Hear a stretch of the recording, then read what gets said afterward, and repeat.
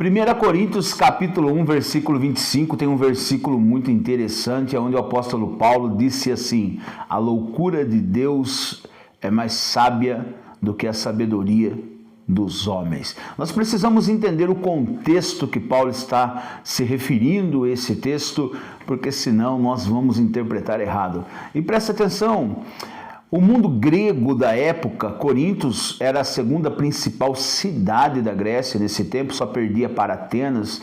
Corintos foi uma cidade portuária naquele contexto, onde tinha muitos comerciantes, era uma cidade populosa. E ali também era um dos berços da filosofia que veio desde Sócrates, depois Platão, Aristóteles. E nesse contexto que Paulo está dizendo, ele está falando especificamente para os epicureus e os estoicos, que são duas linhas da filosofia da época.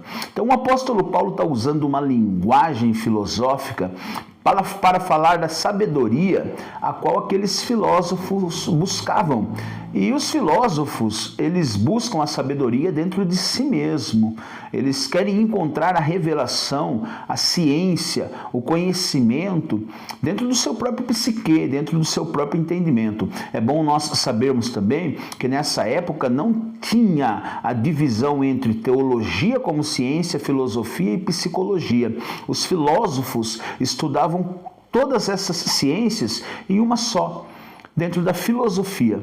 Então o apóstolo Paulo, entrando dentro desse contexto da filosofia, ele vem dizendo assim que a sabedoria do homem não pode alcançar a Deus. A sabedoria humana não chega ao conhecimento de Deus. E aí ele usa uma linguagem de ironia, dentro de um contexto de paradoxo, dizendo que a loucura de Deus era mais sábia que os homens, porque os filósofos, eles diziam assim que aqueles que não tinham conhecimento, que não se encontravam em si mesmo, que não tinham o saber, eles eram loucos. Então o apóstolo Paulo, nas entrelinhas, está dizendo assim: as filosofias são vãs e o entendimento de vocês sem a clareza de Cristo é loucura.